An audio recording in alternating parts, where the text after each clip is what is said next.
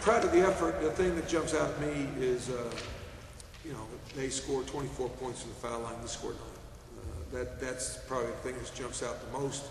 And then even though we only had 13 turnovers, which isn't a lot against a good team, they scored 16 points off those turnovers. They are very good in transition. If you make a mistake, they turn that ball over pretty quickly.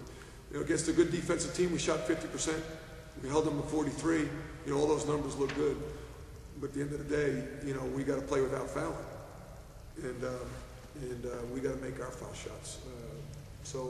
We could have rolled over, played dead, but we came back and I was told we cut it to 4. Is that right? Mm-hmm.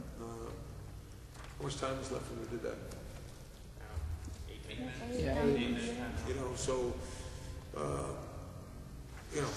It's just, I think the first half, we didn't score enough points in the first half. To score 26 points was not very good. And second half, we opened up some things. And give them credit. I think Sloan's a pretty darn good basketball player. He really, when things got out of sorts for them a little bit, he kind of took over and he made a big play. When you had cut it to 4, I think Derek missed a couple of free throws. You mentioned the missed free throws. You look at assist to turnover ratio. Are those the things that have to change? Because you're close and you're close to get that breakthrough win. Well, I think it comes down to being poised in those situations. It's like anything. It's like any relationship. It comes down to communication. If I tell them in a timeout, all right, 2:13 into whatever play we were running at the time, and we didn't run it, and just kind of drives you crazy. But I know it drives my wife crazy when she tells me something and I don't remember. It's fundamental stuff. Or when I tell Derek, run this, and he nods yes, but he doesn't tell his teammates. That's a problem with the communication, and that's fixable. And they get it. This last year we had the problem was worse. Now it's better, and at least they realize it. One time I told them we're doing a different thing in the ball screen, and Mo forgot, and he made the mistake. We didn't get burned on. He looked at me and started smiling.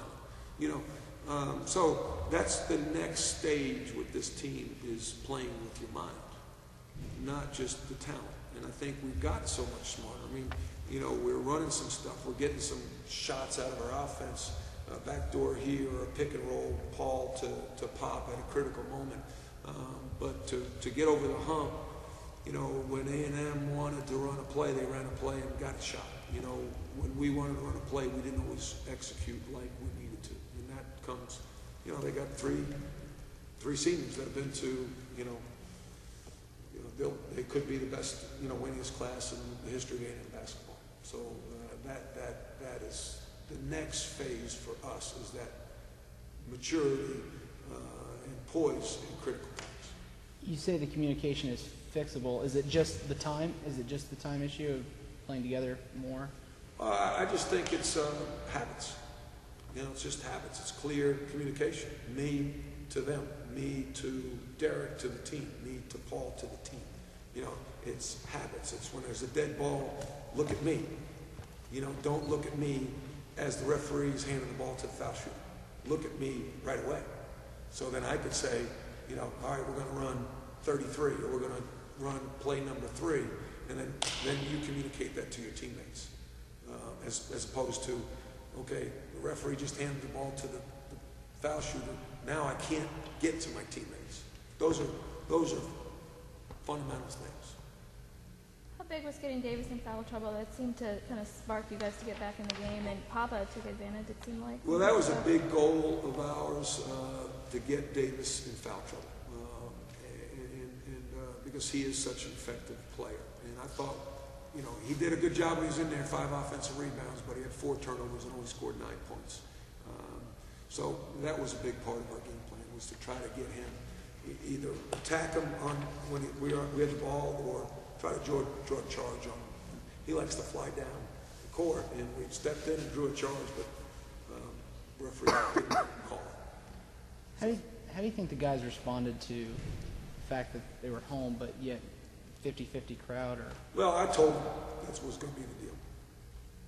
And the thing is, you could talk to players that played in the 80s when they were in the Southwest Conference, and that's the way it was in the 80s. So it's nothing new. It's the fact that we're in Dallas, and most of A&M's graduates are probably in Dallas, as the Longhorns, as Texas Tech. So when we play those people, they come out, and it might be maybe the only time you see them. I tell, it's like anything. I got to tell my team before they get on the floor, and then they say, "Oh, what's going on here?"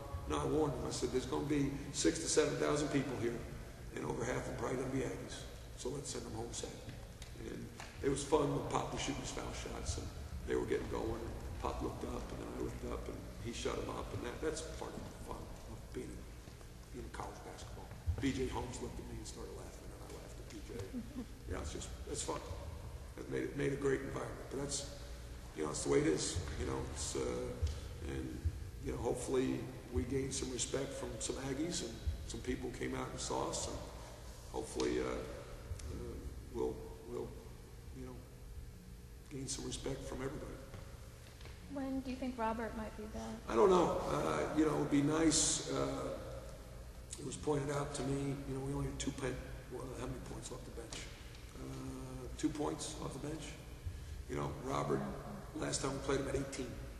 So, we could use Robert's help, but, it's part of it. We've got to deal with it. Hopefully, he'll be back Saturday. It's still just, is that the heel? Or Heel he hasn't hurt and his knee. knee too? Okay, both. Heel and knee, yeah. If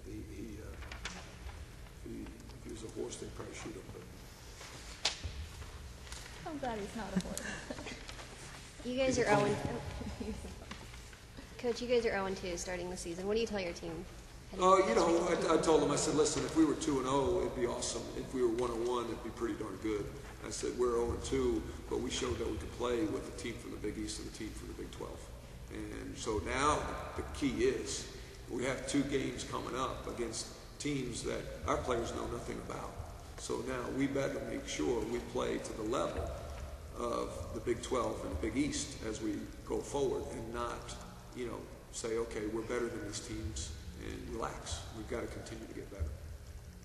Texas A&M talked about how you guys are more spirited this year than when they played you guys last year. Do you think that's More spirited? Yeah, more spirited. Do you think that's true? I think so. I think that our defense was pretty active. When we came back, I think we did a good job defensively, and but we came back last year. I think that probably the environment creates that. There was a lot of noise in there. Moody, it gets loud, but I think we do have, because we're a little older, a little bit more, inner drive from last year. So I think that makes sense. We're a little older. Thank you. Thank you, Coach. Yeah.